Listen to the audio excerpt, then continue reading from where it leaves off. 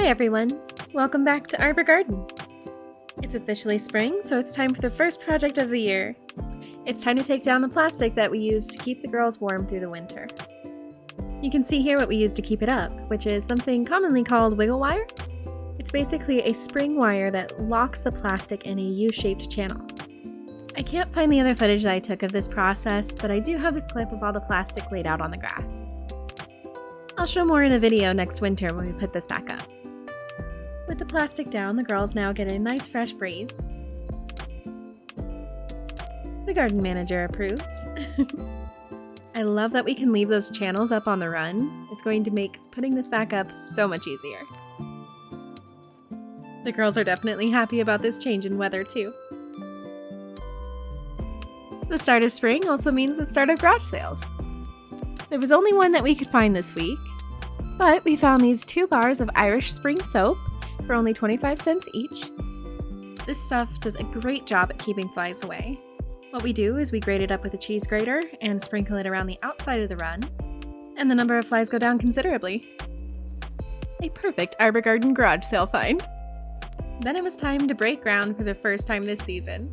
We decided to start over here by the air conditioner because this is an area where stickers take over so quickly, and we thought if we got the upper hand early, it would stop the spread. Gardening this day was actually a bit of an improvisation. Me and my mom saw our shovels sitting there and it was a gorgeous morning, so we decided, heck, why not? Day 2, we were a little more organized, probably thanks to being joined by our garden manager, Skyboy. One thing about this yard is that anytime we start to dig, we start uncovering all kinds of junk. From concrete and bricks and glass and nails, we found pretty much everything in our dirt. One of our neighbors actually told us that this house was abandoned for a couple of years before we moved in and that the yard was completely overgrown, so we think that it was pretty much used as a little junkyard. But that's okay, we're not going to let that stop us.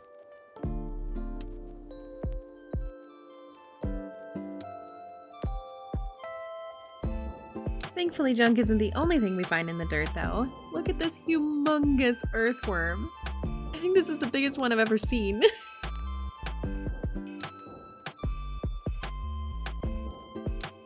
The garden manager decided I needed a small break. He's such a good boy.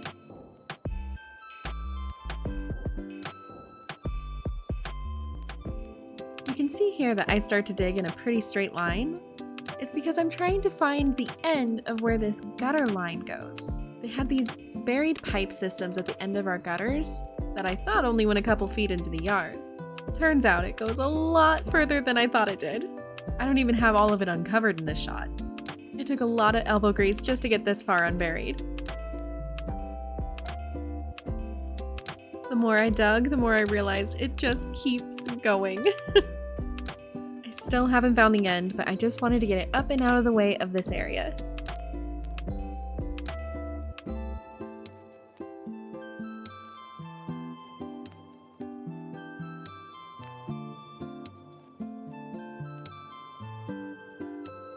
I was really careful digging around this spot because of the Bonita rose planted here. I didn't want to damage the roots in the process of removing the weeded grass around it.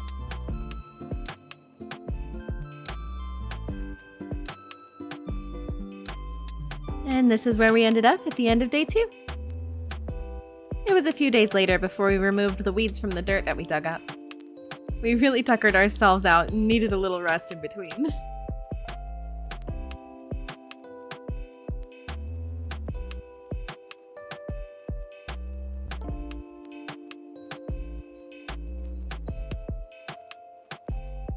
Once we picked out all the largest weeds, I switched to the rake to flatten everything out.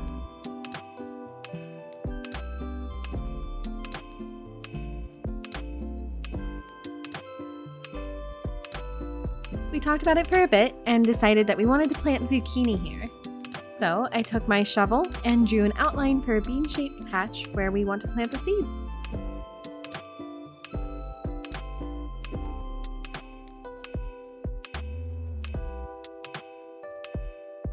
I then got to work digging a canal around the patch about 6 inches deep. This was to partially bury a temporary cardboard wall we were using to keep the patch separated from the path areas around it. We're going to replace the cardboard eventually with stone bricks or maybe even cuts of wooden pallets. But cardboard is a great starting point because it's something we have in abundance, it's easy to use, fast to cut to size, and not difficult to remove if we end up changing our mind about where the patch is. We then mixed in a bag of topsoil to give the soil a little bit more nutrients and a little bit of peat moss to help the roots.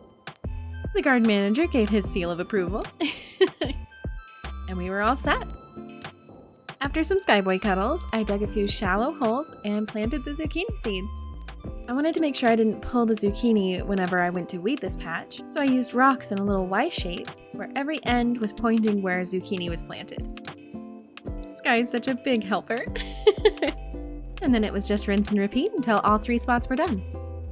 I did 3 seeds per spot in case any of the seeds we had were duds. Around every spot, I made a little wall of dirt. That way, when we water, there won't be as much runoff, which will keep the seeds wet for longer. Once that was done, all that was left was to water them for the first time. Here's a look at before and after. I'm so happy with how far we've gotten already.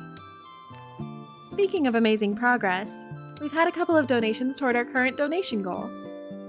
I want to thank Kemster K for donating $5 and Mav for donating $10 toward our current goal, which is a run refresh for the girls.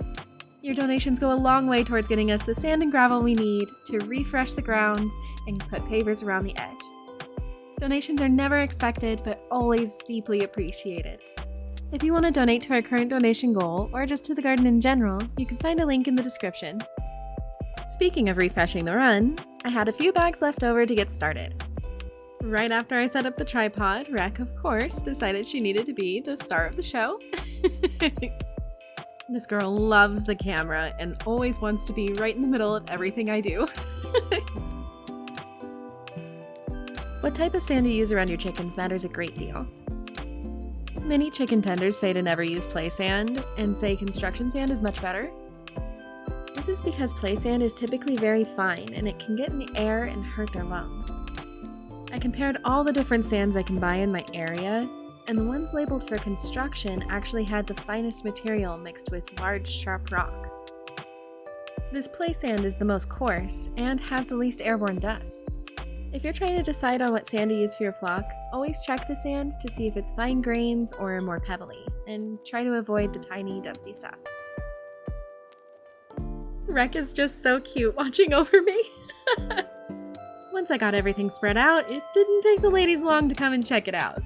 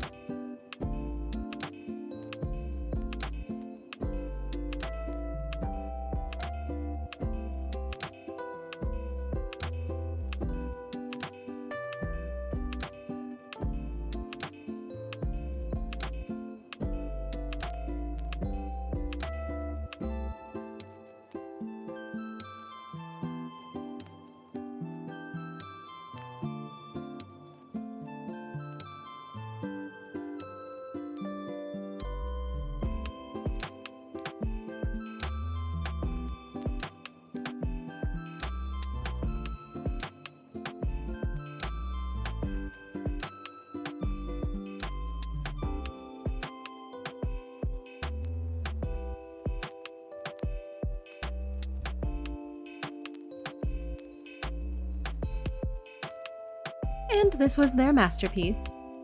Such cute little footprints. And speaking of run improvements, we also got these shade tarps up for the girls. These tarps shade the majority of the run, keeping the ladies cooler as the temps start to rise. Outside the run, we got even more prep work done. We cleared out the weeds, added fresh dirt to the boxes, and cleaned up the roses. And boy, everything started growing fast. The strawberries started out sparse, though they were peeking through. And by the end of May, we not only had blossoms, but we had full fruit developing. Since these are June bloom strawberries, I wasn't expecting anything until next month. And the bushes on either side of the run door were just starting to show a little green at the start. And just a few weeks later, they were taking off and even blooming. The run roses did the same thing, quickly greening up their stems and then suddenly turned into a dog. Just kidding. They absolutely leafed out and started blooming too. Look at all of these rosebuds. I can't believe it. We really lucked out finding this rose. It's called the Victorian Memory, and it grows all the way in a zone 2. It's thornless, it blooms multiple times a year, and it grows so fast. The lilac was starting to bloom, the plum tree was blossoming, and even the kale was coming up in no time at all. But of course, they weren't the only plants enjoying the weather shift. As you can see, the grass was also in full swing, which means mowing, and lots of it. The goal is to keep only a small area of lawn for Sky and future puppies, and get rid of the rest of the grass with garden patches and flower beds and paver paths. But until then...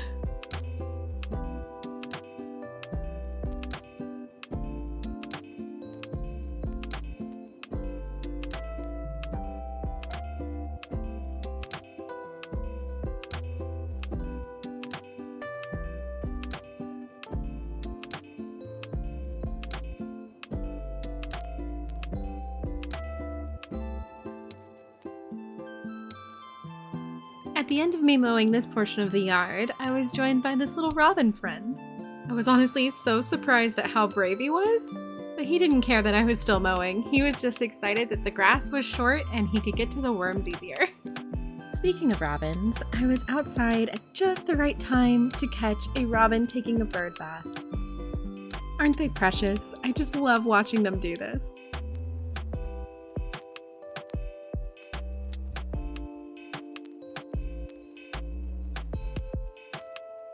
I also caught a glimpse of this precious little baby bunny nomming on some grass. I could hold him in one hand, he is so tiny. And I got a clip of these doves demanding breakfast. They're getting braver and braver and a little bit more pushy. But that's okay though, we love them. And that's it for the update. Check out our socials for frequent updates, and stop by our live streams to see the chickens and feed them snacks. Thank you for following along and joining us as we grow.